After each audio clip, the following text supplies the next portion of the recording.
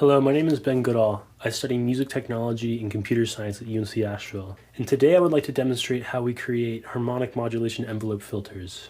The motivation behind developing these filters was to enable a guitar player to control virtual instruments while at the same time imposing some of the dynamics of the guitar's timbre onto the virtual instrument. For example, if a guitar player were controlling a virtual instrument that produced a sawtooth and they played a note that they slightly muted with the palm of their hands, then the virtual instrument would produce the same note, but it would sound like a slightly muted sawtooth. Much like a talkbox or a vocoder, this relationship can be described as a modulator and carrier signal, wherein the guitar or modulator is modulating the timbre of the carrier signal, in this case a sawtooth.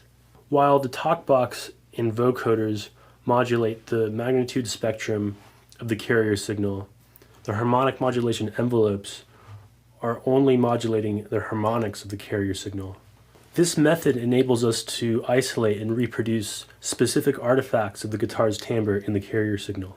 While this system doesn't currently work in real time, today we will be demonstrating the component pieces of the harmonic modulation system using a recording of a melody played on the guitar as a modulator signal and the exact same melody played on a sawtooth using Ableton Live's operator plugin as a carrier signal. This is the recording of the guitar that we will be working with, as well as the harmonics that we extracted from the recording.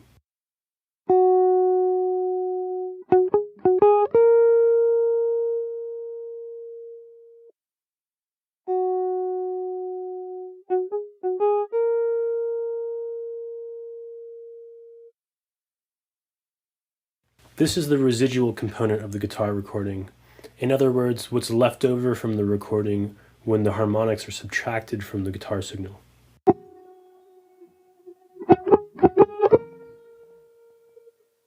This is the recording we will be using as our carrier signal. First, you'll hear the original audio synthesized by the plugin, followed by the harmonic model that we extracted from the recording.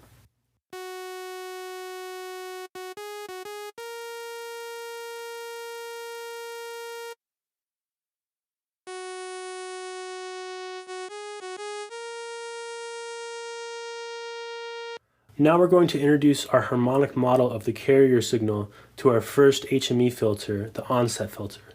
This is what that sounds like.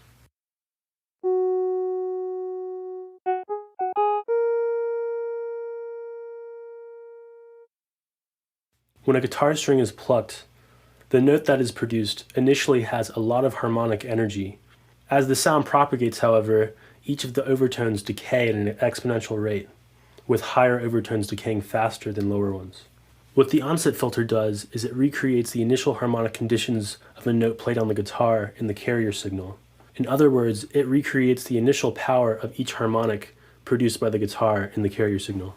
Let's take a listen to this filter again. It has the effect of making the tone of the carrier signal resemble the guitar a lot more closely.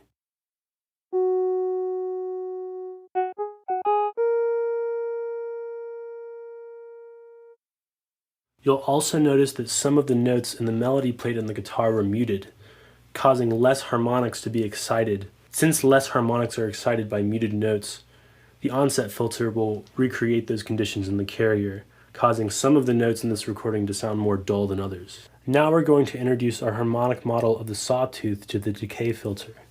As I mentioned before, each harmonic of a guitar note decays at an exponential rate.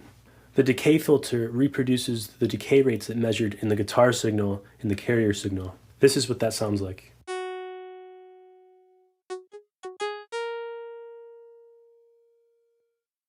You'll notice that at the onset of each note of the carrier signal, it still sounds like a sawtooth. The only difference is that each harmonic is decaying at the same rate as a guitar's harmonics would. You'll also notice that the notes that were palm muted in the guitar recording correspond to faster decay rates in the carrier signal. This makes this filter more useful in that the initial spectrum of each note of the sawtooth still sounds like a sawtooth, but it also sounds more muted because each of the harmonics are decaying faster. Let's have a listen to that again.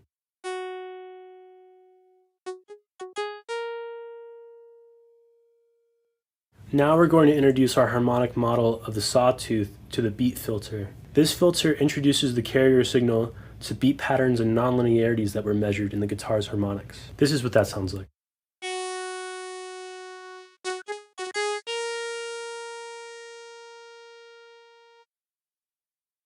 Here's a demonstration of our sawtooth being modulated by the onset filter, the decay filter, and the beat filter, combined with the residual component of the guitar recording.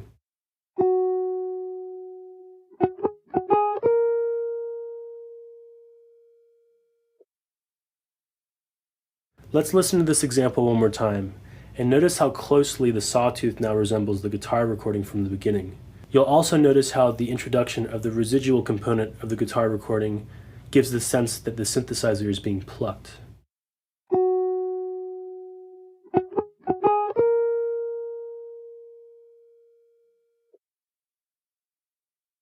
The power of the harmonic modulation envelope filters is in the ability to combine certain artifacts of the guitar's timbre with the virtual instrument. This implementation of the filters resembles the guitar a little bit too closely. So for our last example, we're only going to use the beat filter and the decay filter.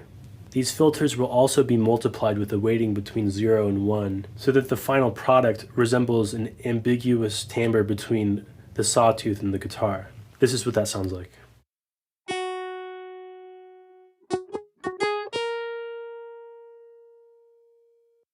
In the following video, we will be exploring the application of HME filters to virtual instruments that are a little bit more musical than just a static sawtooth.